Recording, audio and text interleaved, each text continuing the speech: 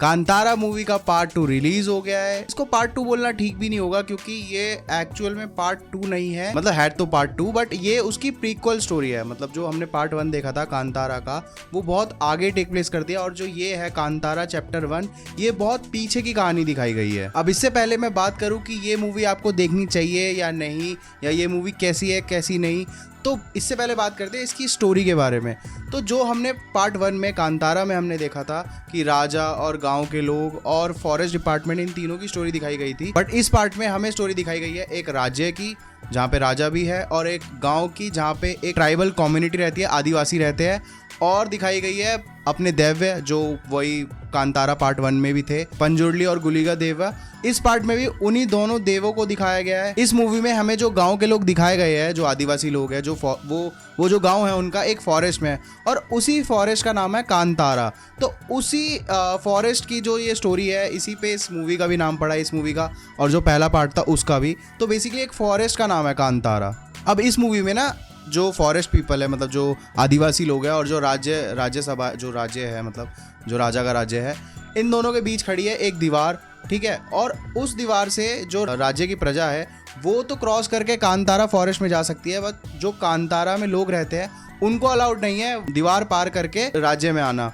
तो उस चीज के लिए जो ऋषभ शेट्टी है अपना मेन कैरेक्टर इस मूवी में, वो इनका सेवियर बनके, रक्षक बनके इनको इनका हक दिलवाता है इस मूवी में। बाकी ये तो मैंने बहुत बेसिक सा आपको मूवी का आइडिया दे दिया, एकदम टिप ऑफ द आइसबर्ग कह लो इसे, but there is so much more to this movie जो मैं मतलब अगर बताऊंगा तो आपके लिए मूवी स्पॉइल हो जाएगी, क्योंकि ट्रेलर में ही इतना चीज़ें समझ क्लियरली नहीं आती, और मैं यहाँ आपको स्टोरी बता दूँ तो आपके लिए मूवी का एक्सपीरियंस थोड़ा ख़राब हो जाएगा। आपको आइडिया लग जाएगा कि मूवी में कब कहाँ क्या होने वाला है। तो इसलिए मैंने बहुत छोटा मतलब आपको सिनॉप्सिस दिया है स्टोरी का कि स्टोरी में क्या है, बट इससे बहुत ज़्यादा है मूवी में। आप ये मत सोचना कि इसी पे बेस्ड है मूवी, नहीं, there is so much more to this movie. बाकी जो भी और चीज़ें हैं मूवी में वो तो आपको देखकर मूवी पता चल ही जाएगा, बट मूवी जब स्टार्ट होती है ना तो आपको बहुत सारी एक साथ इन्फो दे दी जाती है, तो आप ना धीरे धीरे समझोगे उन चीज़ों को। मतलब स्टार्टिंग में आपको बहुत ज़्यादा इन्फो दे दी जाएगी कि ये गांव है, ये राजा था, ये चीज़ें हैं, तो आपको टाइम लगेगा उसे समझने में। एकदम से मूवी के स्टार्टिंग में आपको चीज़ समझ नहीं आ जाएगी, तो आप कंफ्यूज मत होना, बट इंटरवल तक आते आते आप क्लियर हो जाओगे कि हाँ वो ये था, तो आपको धीरे धीरे चीज़ें क्लियर हो जाएगी। देखो अगर मैं मूवी के फर्स्ट हाफ की बात करूँ ना, तो मूवी का फर्स्ट हाफ थोड़ा स्लो है, मतलब थोड़ा क्या स्लो है मूवी का फर्स्ट हाफ। मूवी अपना पूरा टाइम लेती है वर्ल्ड बिल्डिंग करने में, स्टोरी टेलिंग करने में, तो आपको ना मतलब फर्स्ट हाफ स्लो फील हो सकता है। ऑल्दो इसका रन टाइम भी लंबा है, 2 घंटे 48 मिनट के आसपास, अगर आप वो मान के चलो इंटरवल, तो 3 घंटे की मान लो पूरी मूवी। तो फर्स्ट हाफ में ना आप थोड़ा स्लो फील, मतलब थोड़ा आपकी एनर्जी लो रहेगी क्योंकि मूवी उतनी स्लो पेस पे चलती है स्टार्टिंग में, बट आफ्टर इंटरवल तो भाई क्या बढ़िया, मतलब एंगेजिंग हो जाती है मूवी। जो मूवी अपना पेस पकड़ती है, जो ऐसे मूवी एकदम स्लो चल रही थी ना भाई, एकदम से रफ्तार पकड़ती है मूवी, और क्या मज़ा आता है आपको देखने में। मतलब लिटरली मैं एकदम ऐसे लो बैठा हुआ था सिनेमा में, और जैसे ही वो सीन आया ना इंटरवल के बाद, भाई मैं शॉक हो गया, लिटरली मैं शॉक हो गया। और उसके बाद मूवी ने एकदम ना मेरा सारा अटेंशन ग्रैब कर लिया, जो मैं थोड़ा बहुत खो भी रहा था। और उसके बाद से फिर वो एंड तक मूवी वैसी ही रही है। मतलब फर्स्ट हाफ में आप जितना लो फील करोगे ना, सेकंड हाफ में आप उतना ही एनर्जेटिक और उतना ही ज़्यादा एंगेजिंग फील करोगे। बाकी अगर इस मूवी की डायरेक्शन की बात करूँ तो इस मूवी को भी ऋषभ शेट्टी ने ही डायरेक्ट किया है, और भाई what an amazing actor and director he is. मतलब कितना ब्यूटीफुली डायरेक्ट करा है इस मूवी को, आपको देख के लगता है कि हाँ भाई बहुत मेहनत करी है उस बंदे ने। मतलब बहुत सुंदर लगती है मूवी। कुछ शॉट्स देख के ना आप ऐसे हो जाओगे कि भाई कितना सुंदर है ये, मतलब इतना सूदिंग एक्सपीरियंस है ना उन शॉट्स को देखने का, मतलब बहुत ही ज़्यादा क्रेजी। और मैं सही बताऊँ ना तो मूवी में कुछ कैमरा एंगल्स भी ऐसे यूज़ करे हैं कि आपको देख के लगेगा कि हाँ भाई मूवी है और हम उस वर्ल्ड का या उस कांतारा का जो यूनिवर्स है हम उसका पार्ट है। मतलब बहुत ब्यूटीफुल लगती है मूवी कुछ शॉट्स में, और कुछ शॉट्स ऐसे भी है जहाँ आपको देख के लगता है कि हाँ भाई इस बंदे ने कितनी मेहनत करी है। बाकी मूवी में आपको प्योर गूज़बम्स आने वाले हैं, लाइक फॉर रियल भाई। मैं बता रहा हूँ ना आपको कि इंटरवल के बाद वाला जब वो सीन आया ना, मैं एकदम ऐसे बैठा हुआ था नॉर्मली, और जैसे ही वो सीन आया मेरी पूरी बॉडी में गूज़बम्स आ गए थे। मैं इतना मतलब एकदम वो हो गया था ना, अटेंटिव हो गया था उस सीन के बाद से कि नहीं यार अब नहीं मैं ध्यान छोड़ सकता इस मूवी से। इतना ज़्यादा एंगेजिंग हो गई थी भाई इंटरवल के बाद मूवी। और मतलब जो फर्स्ट पार्ट ने काम करा था ना, तो भाई इस पार्ट ने भी सेम लेवल पे काम किया है आपको वो चीज़ फील करवाने का। टेम्पल में ना होते हुए भी ना मूवी आपको स्पिरिचुअलिटी फील करवा देती है, आपको वो जो उनका कल्चर है, जो चीज़ें उसमें दिखाई गई है, देव्य वगैरह, इतना रियल और इतना ब्यूटीफुली दिखाया गया है ना कि आप एक पल को ऐसा आपको लगेगा कि आप लिटरली रियल में विटनेस कर रहे हो वो चीज़ें। बाकी स्पेशल मेंशन तो भाई इस मूवी के डायरेक्टर एक्टर ऋषभ शेट्टी को ही जाता है। मतलब भाई what an amazing man he is. उन्होंने कितना एफर्ट्स पुट करा है इस मूवी में, इवन पार्ट 1 की कह लो या इस वाले पार्ट की कह लो।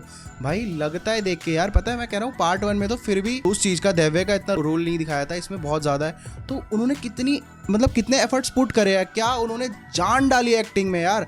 The moment he transforms into Divya है ना, तो आप देख के एकदम शॉक हो जाओगे। आप इतना ना आप उस मोमेंट में ना उनकी एक्टिंग को एडमायर करने के अलावा और कुछ कर ही नहीं पाओगे। आप लिटरली एडमायर ही करते रहोगे उस बंदे को। क्या बढ़िया एफर्ट्स, मतलब एक एक डायलॉग, एक एक चीज़ देख के लगता है कि उन्होंने इस कैरेक्टर में कितनी जान डाली और कितनी मेहनत करी है। If you are still deciding ना कि आपको ये मूवी देखनी जानी चाहिए या नहीं, तो भाई ये मूवी ना मस्ट वॉच है, लिटरली मस्ट वॉच है। अगर आपने इसका फर्स्ट पार्ट सिनेमा में नहीं देखा था, वो आपसे रह गया था, आपने थिएटर एक्सपीरियंस उसका नहीं लिया था, लेकिन स्टिल आपने OTT पे देखी ही होगी, और OTT पे देख के ना मतलब जस्टिफाई नहीं होती वो एक्टिंग, वो विजुअल्स, वो परफॉर्मेंस नहीं होती जस्टिफाई। आप इसको ना भाई थिएटर्स में जाके ही देखो, लिटरली ये थिएटर एक्सपीरियंस के लिए ही बनी है। और कांतारा 1 में तो जो हमें चीज़ें दिखाई गई थी ना वो 40% थी बस, जो देव्य वाला पार्ट और बाकी सब चीज़ें दिखाई गई थी। इस मूवी में ना भाई वो उससे भी ज़्यादा है, मतलब उसमें बहुत कम था, इसमें बहुत ज़्यादा है। और मतलब देख के ना आपको बहुत ज़्यादा मज़ा आएगा कि भाई क्या बढ़िया मूवी है लिटरली। और ये मूवी थिएटर एक्सपीरियंस के लिए बनी है। आप वेट मत करना कि OTT पे आएगी तब देखेंगे, नहीं भाई, इसको सिनेमा में ही एक्सपीरियंस करो, थिएटर में जाकर ही एक्सपीरियंस करो। जो इस मूवी के विजुअल्स है, जो इस मूवी में स्पिरिचुअलिटी दिखाई है, जो इस मूवी के शॉर्ट्स डाले गए हैं ना, वो मैं कह रहा हूँ OTT पे जस्टिफाई नहीं होगा, वो आपको सिनेमा में देखने में ही मज़ा आएगा। बाकी 3 चीज़ें हैं मूवी में जो मुझे थोड़ी नेगेटिव लगी। नेगेटिव भी क्या, मतलब मुझे वो चीज़ ठीक नहीं लगी। एक तो मूवी का फर्स्ट हाफ लंबा है और स्लो भी है, काफ़ी स्लो पेस पे चलती है मूवी, और मूवी ओवरऑल लंबी है। इसका रन टाइम 2.5 घंटे के आसपास हो सकता था, 18 मिनट आई फील कि वो थोड़ा स्ट्रेच करी है मूवी। और दूसरा ये है कि जब कोई कैरेक्टर देव्य में ट्रांसफॉर्म होता है ना, तो वो कन्नड़ा में ही डायलॉग बोलता है, बट नीचे ना हिंदी के सबटाइटल्स आते हैं, वो लेकिन बहुत छोटे थे। अब वो पता नहीं मेरे सिनेमा की गलती है जिसमें मैं देखने गया था, मैं IMAX में देखने गया था, या फिर वो मूवी का फॉर्मेट ही ऐसा है, बट वो बहुत छोटा था। मेरी पीछे की सीट थी ना, तो मुझे क्लियरली दिख नहीं रहा था कि क्या समझ आ रहा था, क्या वो बोलना चाह रहा है कैरेक्टर, तो वो नीचे मेरे को दिख ही नहीं रहा था। तो वो आई फील, मतलब ना मैं वो चीज़ें समझ नहीं पाया। जब वो देव्य में ट्रांसफॉर्म होते हैं, जब वो कुछ बोलते हैं, तो मैं उस चीज़ को समझ ही नहीं पाया कि वो लोग क्या बोल रहे हैं, क्योंकि मैं देख ही नहीं पा रहा था सबटाइटल्स। और तीसरी चीज़ ये है कि मूवी ना मोस्टली नाइट में शूट हुई है, मतलब मूवी का जो मोस्ट ऑफ द पार्ट है वो नाइट में टेक प्लेस करता है। तो आप ऐसा थिएटर चूज़ करना जहाँ पे लाइटिंग अच्छी हो, मतलब जहाँ पे स्क्रीन ज़्यादा डार्क ना हो, ताकि आपको विजुअल्स जो मूवी में दिखाए जा रहे हैं वो आपको अच्छे से समझ आ जाए, आपको चीज़ें दिख जाए कि क्या क्या हो रहा है मूवी में। तो इसलिए एक अच्छा थिएटर सेलेक्ट करना भाई ये मूवी देखने के लिए। और बाकी मैंने इस मूवी को इसके हिंदी डब में देखा है, और इसका हिंदी डब काफ़ी बढ़िया है। जैसे कांतारा 1 का भी हिंदी डब काफ़ी अच्छा था, इसका भी हिंदी डब काफ़ी अच्छा है। आप जाके हिंदी में भी देख सकते हो, बाकी आपकी मर्जी है आपको कौन सी लैंग्वेज में देखनी है। भाई जाओ और जाकर देखो ये मूवी। और हाँ, इस मूवी की रेटिंग ना 16+ है, तो मेक श्योर अगर आप ये मूवी देखने जा रहे हो तो आपकी एज 16+ होनी चाहिए। और फैमिली के साथ जा रहे हो तो आप किड्स ना लेके जाओ, क्योंकि मूवी में काफ़ी ज़्यादा वायलेंस है, तो इसीलिए इस मूवी को 16+ की रेटिंग दी गई है। बाकी अगर ये वीडियो पसंद आई हो तो वीडियो को लाइक और चैनल को सब्सक्राइब करना मत भूलना। और अगर आप ये मूवी देख चुके हो तो कमेंट सेक्शन में ज़रूर बताना कि आपको ये मूवी कैसी लगी। मिलता हूँ आपसे नेक्स्ट वीडियो में, तब तक के लिए बाय बाय।